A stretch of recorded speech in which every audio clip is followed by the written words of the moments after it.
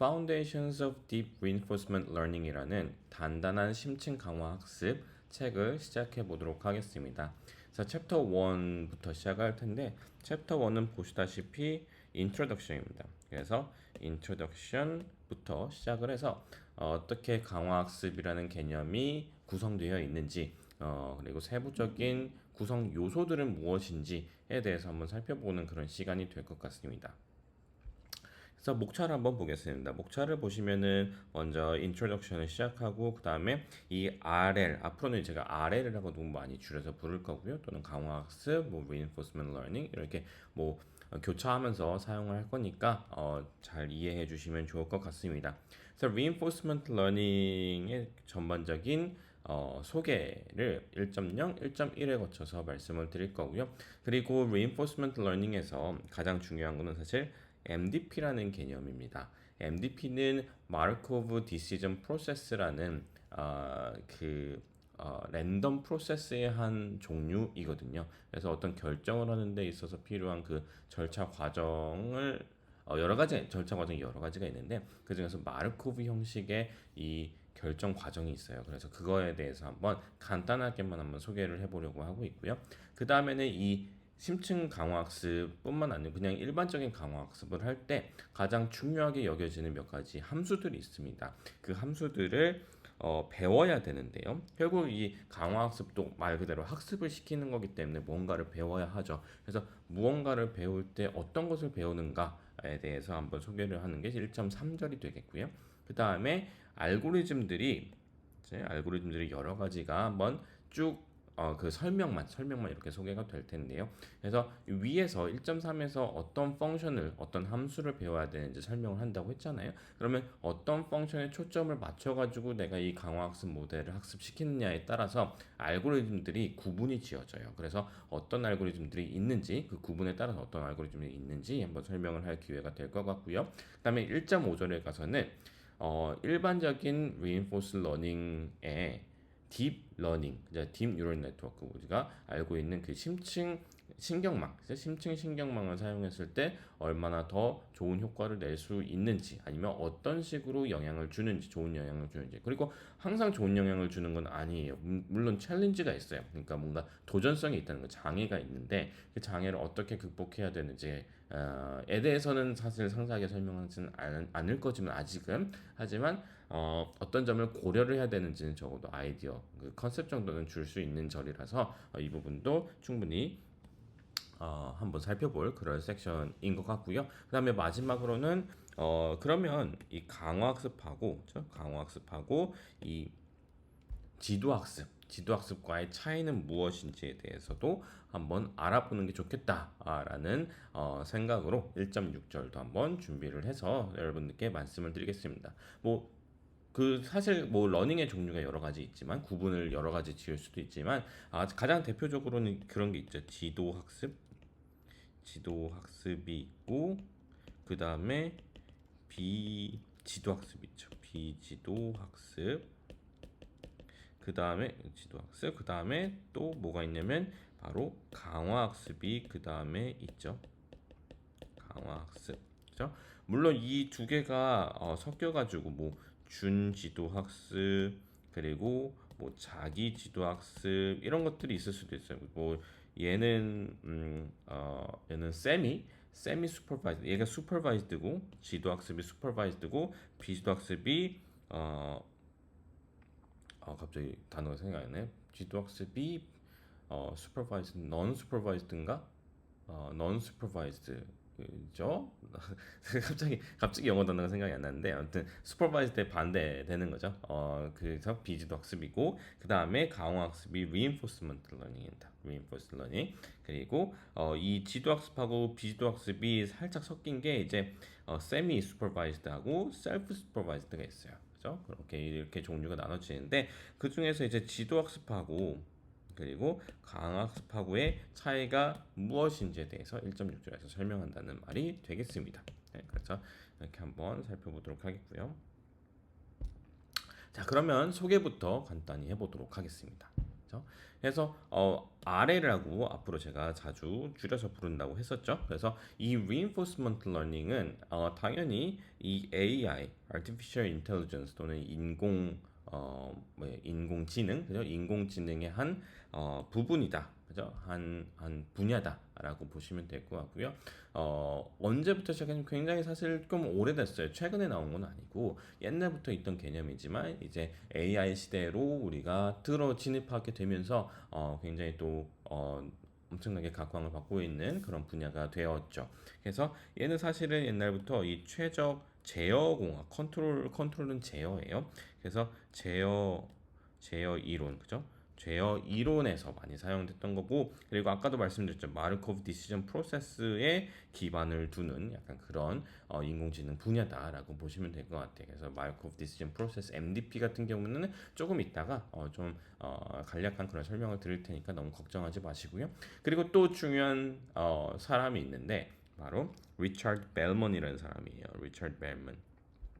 그래서 아래를 처음 큰 기여를 한 사람이라고 보시면 될 것 같고 그래서 주로 동적 계획법 다이나믹은 동적이고 프로그래밍은 보통 한국어로는 계획법이라고 많이 부르는 것 같아요. 그래서 동적 계획법은 뭐 다른 게 아니고 이렇게 움직이는 말 그대로 다이나믹하게 뭔가 상호작용을 통해서 뭔가 이게 막 뭔가 상황이 변하기도 하고 내가 그에 따라서 취하는 뭔가 그 대응 방법도 다를 테고요. 그래서 그런 것들에 관련돼서 최적화를 하는 그런 것들을 최적화하는 그런 분야라고도 생각할 수가 있을 것 같고요.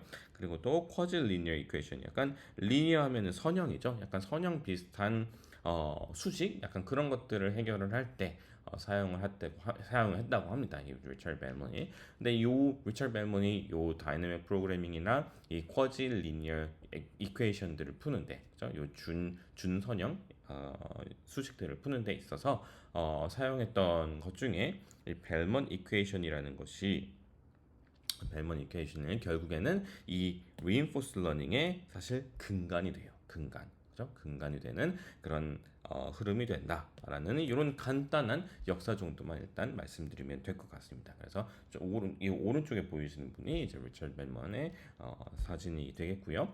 자, 그러면은 요 챕터의 골부터 한번 말씀을 드려볼게요. 그래서 요 챕터는 말씀드린 대로 RL에 대한 그 심층 학습의 심층의 전반적인 강화 학습, 심층뿐만 아니고 일반적인 강화 학습에 대한 여러 가지 내용들을 소개를 하는 그런 자리가 될 것 같고, 그래서 크게 두 가지 중요한 컴포넌트가 있어요. 구성 요소라는 거죠. 첫 번째는 에이전트가 있습니다. 에이전트가 있고요. 뭐 소속사 에이전트를 우리는 한국에서는 제일 많이 들어본 것 같은데, 그러니까 뭔가 도움을 주는 그런 역할을 하는 어떤 주체로 우리는 인식을 하긴 하죠. 하지만 여기서 에이전트는 실제로 내가 어떤 액션을 취하는 주체라고 생각하시면 좋을 것 같아요. 아무래도 이 강화학습을 보통 사람들이 많이 아는 거는 내가 뭔가 행동을 하면서 뭔가 액션을 취하면서 좀 점차 좋은 행동을 배워가게끔 그렇게 하는 학습으로 우리가 많이 알고 있잖아요. 그래서 그 액션을 취하는 주체가 에이전트다라고 생각하시면 될 것 같습니다. 행동을 하는 거죠. 그래서 실제로 행동을 하는 그런 주체가 되는 거고요. 그러면 이 행동을 하면은 그 행동이 어디에 영향을 주죠?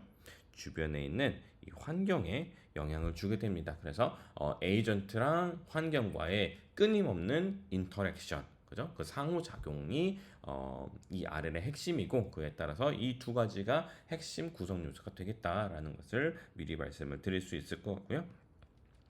그죠? 그러면은 이 상호작용을 할 때, 그죠? 상호작용을 해서 결국에 우리가 얻고자 하는 거는 최적화하는 거죠. 뭐를? 그죠? 어떠한 목적을 최적화하는 건데요. 이 목적은 보통 내가 행동을 할 때마다 얻어내는 어떤 상 같은 게 있어요. 그래서 상들의 누적값을 보통은 이 목적으로 많이 잡아요. 근데 뭐 요거 목적은 뭐 다양한 변형들이 있을 수가 있거든요. 그래서 지금 당장 말씀드리긴 그렇고 그래서 이 목적을 어쨌든 어떤 목적을 뭐 상이라고 하면 상의 뭐 누적값이라든가 누적값도 뭐 수식을 어떻게 표현하는 때에 따라서 여러 가지 변형들이 있을 것 같아요. 그래서 그런 것들을 어떻게 하면 최적화할 수 있는가에 대해서 다루는 그런 것이 이제 RL의 또 다른 또 다른 게 아니고 사실 메인 핵심이 되겠고요. 그래서 RL은 그러면 어떻게 보통 정의가 되느냐? 바로 아까 앞서서 살짝 설명드린 이 MDP라는 것을 기반으로 표현이 된다라고 말씀을 먼저 드릴 수 있을 것 같습니다. 그리고 제가 아까 몇 가지 테이블 오브 컨텐츠를 말씀을 드리면서 중요한 함수들이 몇 개가 있다고 했어요. 그래서 첫 번째는 policy라고 하는 정책 함수, 그죠? 정책이 있고요. 그 다음에 value function이 있어요. 얘는 이제 가치 함수라는 것이 있고요. 그 다음에는 모델이 있습니다. 하나하나 다 어떤 펑션으로 표현이 되긴 하기 때문에 이렇게 여기에서 세 가지 주요 primary 함수로 표현을 하고요. 그래서 agent라고 하는 이 어떤 액션을 취하는 주체는 이렇게 세 가지 함수를 배울 수 있습니다. 그래서 세 가지를 다 배울 수도 있고 아니면 세 가지 중에 하나만 학습을 해서 가장 좋은 그런 어떤 행동을 하게끔 하게 우리가 학습을 시킬 수도 있어요. 그래서 이 부분은 나중에 또 자세하게 말씀을 드리겠고요. 그래서 아까 말씀드린 대로 세 가지 메인 펑션이 있는데 이 세 가지 중에 어떤 펑션을 학습을 하는지 아니면 어떤 펑션들을 조합을 해서 또는 이제 한꺼번에 학습을 시키는지에 따라서 패밀리가 달라집니다. 그러니까 그 머신러닝 알고리즘의 패밀리들이 있어요. 요런 알고리즘, 요런 분야의 알고리즘, 어떤 특화된 그런 알고리즘들이 있거든요. 그래서 그런 알고리즘들이 어떻게 구별이 되고 어떤 식으로 나눠지는지, 특히 이제 이 세 가지 메인 그 주요 함수에 따라서 어떻게 그렇게 분류가 되는지에 대해서 설명을 하게 되겠습니다. 그렇죠? 그 다음에는 이제 또 딥러닝이 어떻게 사용되는지, 특히 이제 딥러닝은 어떤 함수를 근사하는 데 많이 쓰이죠. 그죠? 딥러닝은 조금 아시는 분은 막 딥러닝 막 이렇게 뉴런들이 이렇게 있고, 그죠? 뉴런들이 이렇게 있고 여러 개의 이게 하나의 레이어죠. 하나의 레이어, 이것도 하나의 레이어. 그래서 막 이렇게 연결돼 있고, 얘도 서로 막 이렇게 연결돼 있고, 최종적으로 여기서 아웃풋이 나오고 여기는 인풋이 들어가는 곳이죠. 그래서 요거 자체를 어떻게 보면 함수로, 그죠? 어떤 함수로 표현할 수 있죠. 뭐에 대한, 특히 여기에는 단순히 저 점이 아니고 x라는 인풋을 x라고 했을 때 x라는 거의 함수에다가 또 뭐가 들어갈 수 있냐면 여기에 파라미터들, 그죠? 파라미터를 세타로 표현한다면, 그죠? 세타가 요 보통 뭐예요? 여기, 그죠? 얘네들 여기에 이제 막 웨이트들 있잖아요. 여기에도 이제 웨이트들, 이제 뉴런에서 레이어에서 다른 레이어로 이렇게 넘어갈 때 어떤 게 생기죠? 그냥 단순히 넘기는 것이 아니고 막 합치고 막 곱하고 하잖아요. 어떤 개수들을 곱하고 그다음에 그 곱한 결과들을 다 막 합쳐가지고 어떤 또 뭘 보내죠? 그 비선형 함수를 통해서 또 결과를 내잖아요. 보통. 그래서 그 결과에 따라서 다음 레이어의 인풋이 정해지는 거고 약간 그런 역할이 있기 때문에 그런 파라미터들이 필요하죠. 얼마만큼 내가 곱해야 되는지, 그리고 또 얼마만큼 또 편향도 있을 수가 있고요. 편향을 보통 또 b로 표현하죠. b. 그래서 얘네들을 다 합쳐서 이제 세타라는 어떤 파라미터로 간단하게 표현한 거예요. 그죠? 그래서 어떻게 보면 사실 심층 인공신경망 같은 경우에는 하나의 함수로 이런 함수로 표현할 수 있죠. 저 레이어들을 다 통째로 봐요. 그래서 인풋이 들어갔을 때 아웃풋이 저 함수의 결과값이 되겠죠. 그죠? 그래서 이 함수를 잘 근사하는 게 사실 뉴럴 네트워크의 사실 목적 중에 하나인데, 그죠? 인풋이 들어왔을 때 우리가 원하는 아웃풋이 잘 나오게끔 저 f라는 펑션을 잘 설계하고 싶은 게 저 뉴럴 네트워크의 그 희망 사항인데, 그럼 얘를 우리가 어떻게 RN에서 사용할 수 있는지에 대해 전반적인 컨셉을 한번 말씀드릴 수 있을 것 같습니다. 네, 그리고 나서는 이 RL하고 지도학습과의 차이를 아까 예고 드린 대로 말씀드리면서 이 챕터를 마무리하게 될 것 같아요. 그렇죠?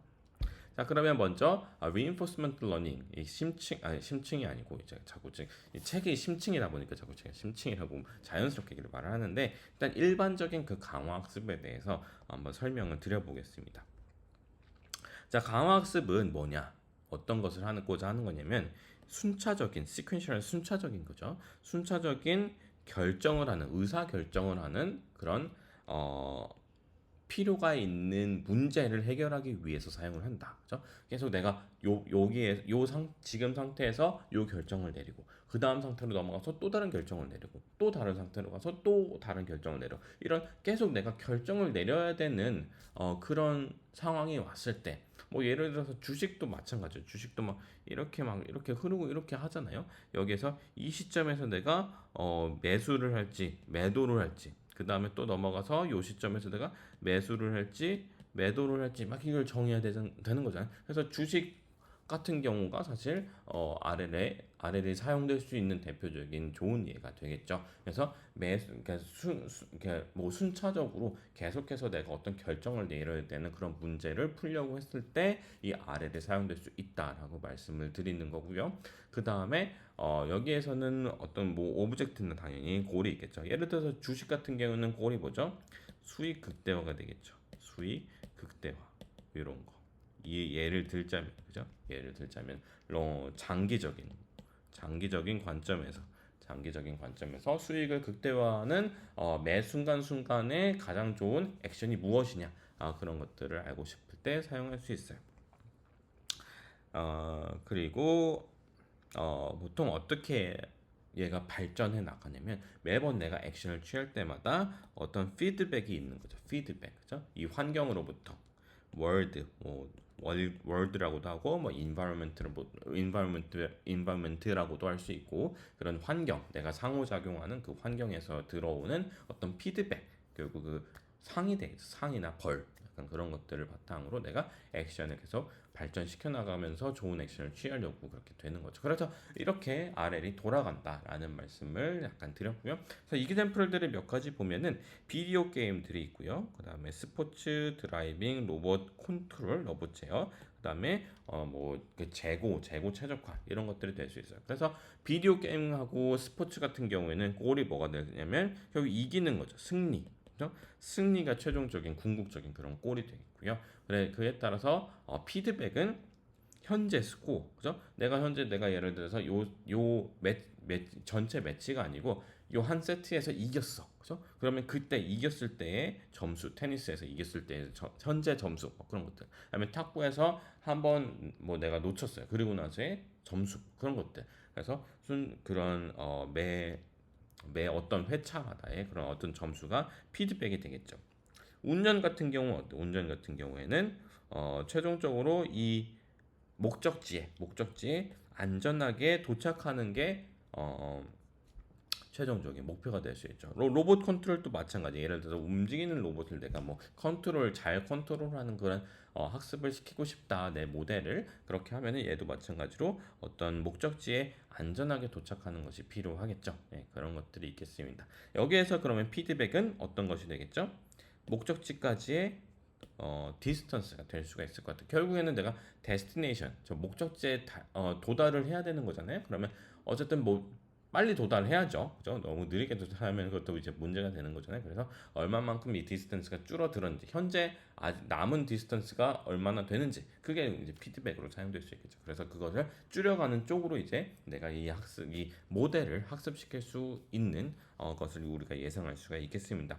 그 다음에 마지막으로 설명드린 이 재고 최적화 같은 경우 인벤토리 이제 재고를 말하게 되겠죠. 그런 뭐 공장 같은데 뭐 재고 물류 저장소 그런데 그죠? 쿠팡의 물류 저장소 아니면 뭐 아마존의 물류 저장소 뭐 그런 것들이 있잖아요. 그죠? 거기에서는 결국에는 빌딩 프로덕트 그러니까 물류 저장소에 어떤 빌딩 프로덕트 뭔가를 만드는 거죠. 뭔가 만드는 데 있어서 만드는데 물류조장소에서 뭔가 만드나 봐요. 뭔가 만드는 데 있어서 필요한 소요되는 어떤 비용이 있는 것 같아요. 그죠? 그 비용을 미니마이즈 하는데 최종 목표를 둘 수도 있는 거죠. 그죠? 물론 제가 예상했던 것은 물류 저장소에서 물류를 어떻게 하면 최적화해 가지고 저장을 하는가 약간 그런 것들을 한번 꼴로 생각했는데 뭐 그럴 필요는 없긴 하죠. 사실 뭐 물류 저장소에서 뭔가를 만들 수도 있는 거니까 뭐 간단한 것들을 뭐 아니면 물류 저장소 자체를 사실 만들 수도 있는 거 물류 저장소를 만들 때 아니면 뭐 중요한 물품들을 뭐 쌓는다든지 뭐 그런 것들. 아무튼 전반적으로 운용을 하는 데 있어서 운용한다고 치죠. 그죠? 운용하는 거를 우리가 한번 타협을 보죠. 그래서 어떤 인벤토리를 운용하는 데 있어서 드는 여러 가지 소요 그 비용, 그죠? 비용을 어떻게 해요? 최소화해야 되겠죠. 그죠? 최소화해야 되는 거니까 그 최소화하는 거고 그러면 내가 매번 뭔가 프로덕트를 만들 때마다 또는 프로덕트를 뭔가 옮길 때마다 소모되는 어떤 또 그 세세한 비용들이 있을 거 아니에요. 아까처럼 제가 말씀드린 대로 물류를 최적화해서 이동을 하는 것이 이제 최종 목표다 하면은 움직일 때마다 걸리는 예를 들어 기름값 뭐 사람이 옮기지는 않죠. 보통 그렇게 큰 공장 같은 경우에는 큰 물류 저장소 같은 경우에는 이제 로봇이 지게차 같은 것이 좀 옮기긴 하잖아요. 그래서 그때 드는 뭐 전력량이라든가 뭐 아니면 유류비 뭐 그런 것들이 이제 프라이스가 될 수 있겠죠. 아니면 여기서 말한 대로 만약에 뭔가를 만든다 하면은 뭐 하나의 뭐 어떤 단위가 있을 거예요. 뭔가 물건을 만든다면은 어떤 한 유닛을 만들 때 소요되는 그 비용 그런 것들이 하나의 피드백이 될 수가 있겠죠. 그죠? 그래서 그런 것들을 생각해 볼 수가 있겠다라는 거고요. 그래서 이 피드백에 따라서 피드백을 관찰한 후에 다음에 내가 액션을 취할 때 얘들을 고려를 한다는 거죠. 그죠? 피드백을 고려하면서 좀 그렇게 지능적으로 현명한 방법으로 현명한 방향으로 내가 좀 그 행동의 전반적인 그런 패턴을 최적화하고 싶은 겁니다. 네, 추가적인 예들을 몇 가지 볼게요. 이제 카트 폴이라는 게 있어요. 카트 폴. 얘는 이제 얘가 카트예요. 얘가 카트고 이 카트의 막대기입니다. 요즘 그림이 좀 이상하긴 하죠. 근데 실제로 얘는 이제 여러분들이 이 관련된 홈페이지 제가 링크를 조금 보여드릴게요. 링크에 들어가시면 실제로 얘를 가지고 여러분들이 시뮬레이션 할 수 있거든요. 그래서 한번 살펴보시면 될 것 같아요. 그래서 얘는 어떻게 하냐면 이 카트를 막 양옆으로 움직여요. 양옆으로 움직이면서 이 막대기를 이렇게 흔들리지 않도록 딱 이렇게 수직으로 딱 유지를 할 수 있도록 밸런스를 맞추는 그런 약간 게임 같은 거라고 보시면 될 것 같아요. 그래서 아래 개념으로 보면은 심층이 아니라 강화학습 개념으로 보면은 여기에서 에이전트는 뭐냐? 요 카트를 움직이는 우리가 되겠죠. 내가 이제 주체가 되겠죠. 또는 사실 뭐 카트라고도 할 수 있을 것 같아요. 그죠? 카트 자체가 이제 에이전트라고 보여서 카트가 지가 움직일 수 있는 그런 제어 기능이 있다고 하면은 그죠? 여기서 환경은 폴이 되겠죠. 환경은 이제 폴이 되겠죠. 폴이 이제 막대. 그래서 막대가 얼마나 내가 이제 카트가 움직이면은 이렇게 움직일 거고 카트가 이렇게 움직이면은 뭐 이렇게 움직일 수도 있고요. 그죠? 이렇게 하면서 이렇게 움직일 거 아니에요. 그래서 이렇게 움직이면서 이 막대가 얼마의 각도로 이렇게 움직였는지 그런 것들이 이제 피드백이 되는 거 아니에요. 그래서 그 피드백을 얻는 그 출처가 바로 저 막대기의 그 포지션인 거죠. 그죠? 그래서 막대기가 환경이 되겠다라는 것을 여기에 대해서 볼 수가 있겠습니다. 그래서 처음에는 당연히 모르죠. 아무것도 지금 모르는 상태. 그냥 막 카트하고 막대기만 딱 주어졌는데 여기서 내가 바로 막 밸런스를 잘 취할 수 있겠어요? 사람도 그렇게 못하죠.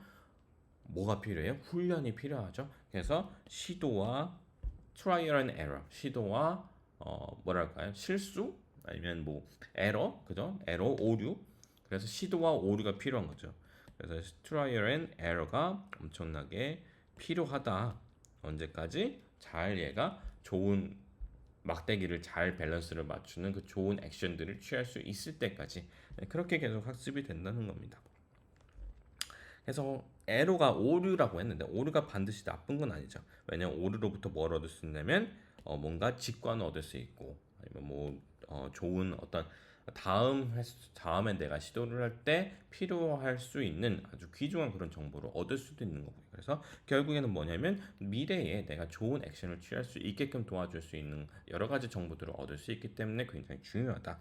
예를 들어서 center of gravity, 그러니까 중심이죠, 그죠? 그 중력의 중심, 그죠? 센터 오브 매스나 뭐 그런 것들 있잖아요. 그래서 우리가 물리 시간에 배웠던 거. 그래서 이 막대기의 중심이 어디쯤인지를 우리가 뭐 파악할 수도 있을 것 같고, 아니면은 얼마나 빨리 얘가 꼬꾸라지는지 그런 것들을 알 수 있고, 또 얼마나 빨리 내가 대응을 해야 되는 건지, 그리고 어떤 앵글이 넘어서면, 어떤 각도를 넘어서면 얘가 실제로 주체를 더 이상 가망이 없이 그냥 쭉 이렇게 넘어지게 되는지, 뭐 그런 것들, 여러 가지 직관들이나 여러 가지 정보들을 얻을 수 있기 때문에 오류가 꼭 나쁜 건 당연히 아니죠.